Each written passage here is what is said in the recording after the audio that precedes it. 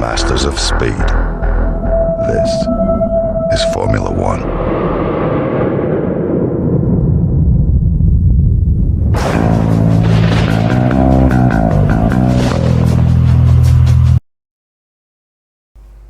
Yo guys, how's it going? It's Master Flash. Hope you're good. Hope you are well. This is another F2 setup video.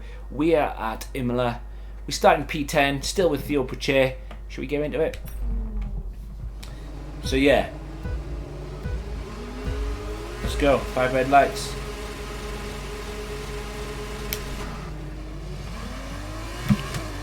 That is probably one of the best starts I've had in an F2 car.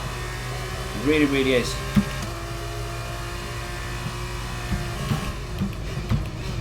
See if I can keep it around the outside. Right then, so let's get into it.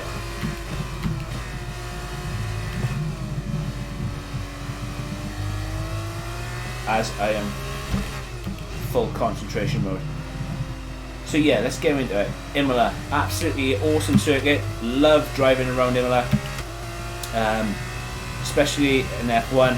But I'm really loving the F2 cars at the moment, and obviously really enjoyed doing these setups.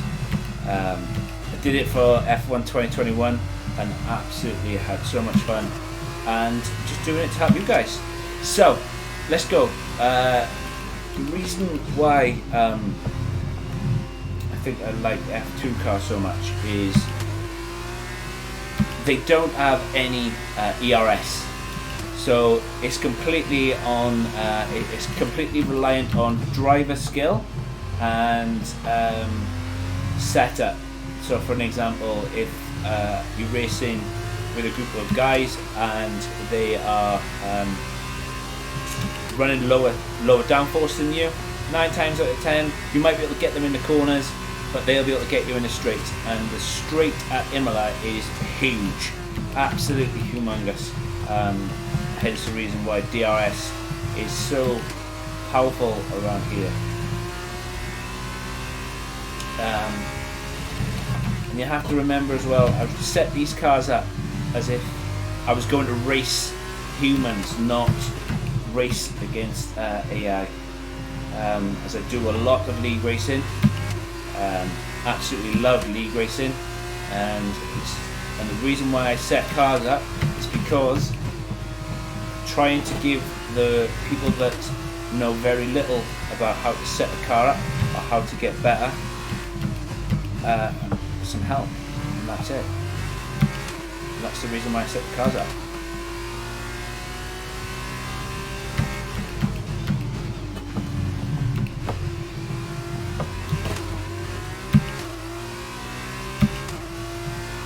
Seem to be stuck a little bit though now between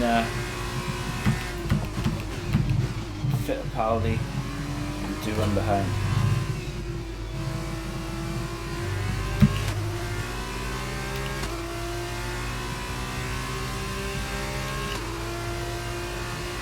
DRS is enabled. If I can get Fittipaldi into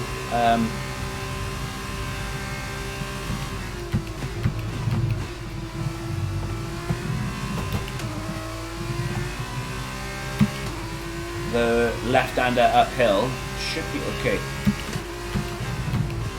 Get a lot closer out of this corner.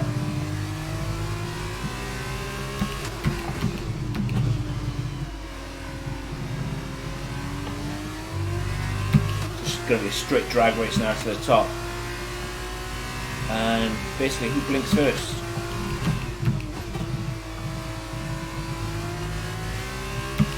Sani or Fittipaldi dispatcher it. Obviously it's easier in game than real life, because I have no doubt that these guys are absolute beasts behind the wheel of an F2 car. I was looking for a cheeky send, but not right now. Not right now.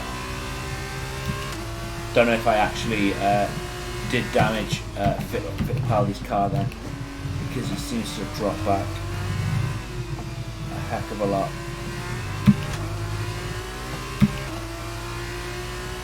And I'll show you what I mean about running a car down this straight with minimal downforce. As you can see, look on how fast I've caught up to Hauger. Stay off the inside of this curb on the left hand side. 9 times out of 10 it will spin you around, and nobody wants that, right?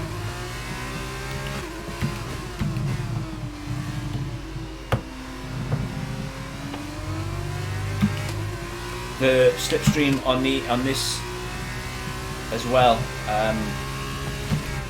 is so powerful as I almost run into the back of Hauger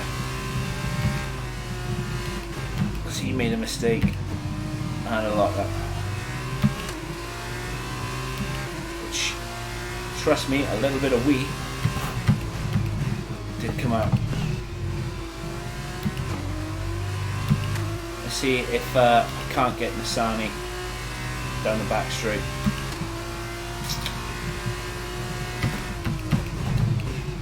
Oh, not like that, not.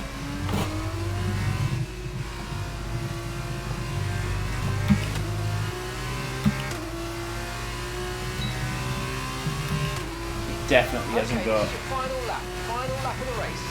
He hasn't got DRS assistance from Vesti. I'm gonna run out the road, I think. Yeah, as he's gone defensive.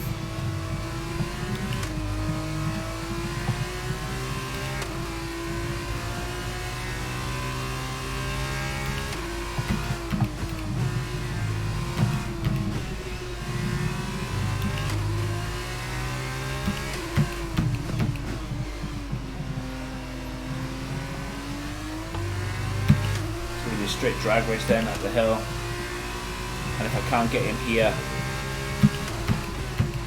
which I'm not going to be able to. Okay, this is your final lap of the race. Try and get him into chicane.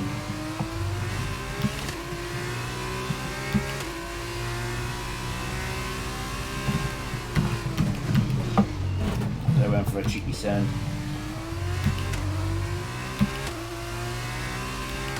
But you can see just on how much time it cost me being stuck behind Nasani. But yeah, I'll take that. Obviously the setup is coming up. Hope it helps. Catch you in the next one. So as they climb out of the car, the Carlin team are ready and waiting to celebrate a thoroughly deserved win.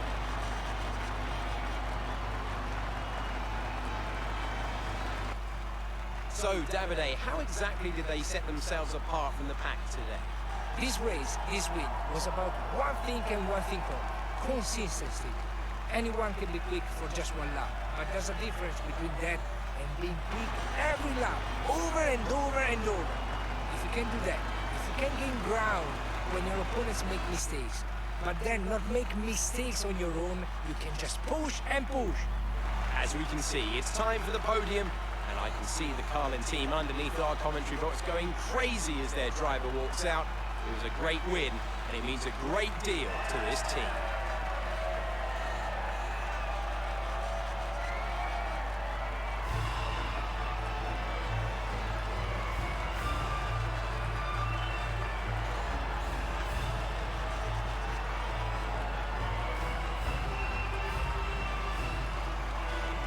And now, Davide Valsecchi, let me ask you, who is your driver of the day? My driver of the day was Teo Purcher. He did a cracking job moving through the field.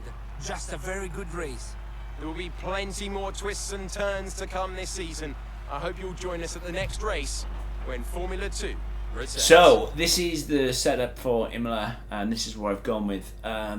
Potentially, you could run lower wings than this, but I've gone for the most balanced setup I could. And when I say balanced, I mean it gives you a little bit of everything, and that's what I mean. Yes, you probably could drop them the front down to 12 and maybe the rear down to 10, but then the car will be a lot looser than what it currently is. 1412 suits me perfectly, but you need to again figure it out for yourself. Like bring, increase the downforce, decrease the downforce, see what feels best for you guys. On the transmission, with Australia being a mixture of high downforce and low, not so much medium corners, they're quite a lot of sharp corners. I've gone back to 80% on. Again, you know the drill by now. Right, left. It works perfectly for me. Again, you guys feel free.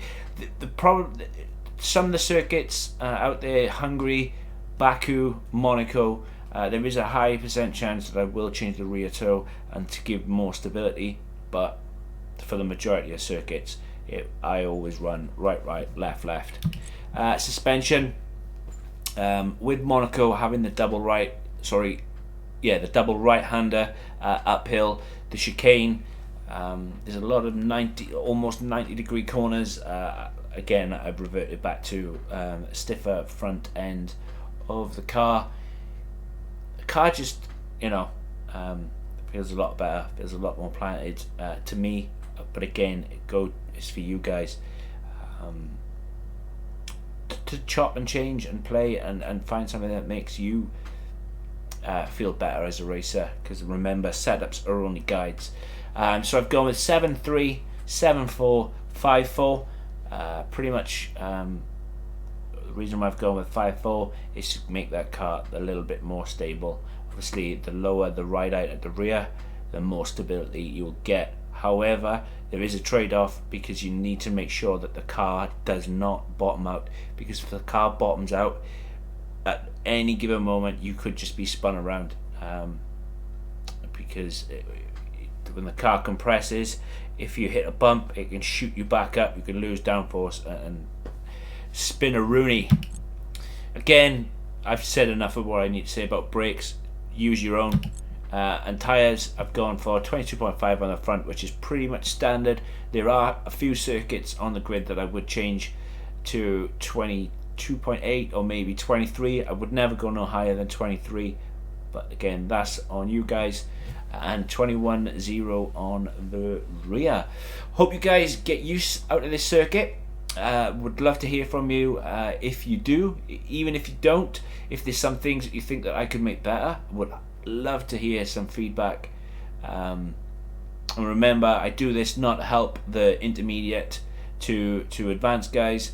I do this to help the guys that have no idea at all how to set up a car.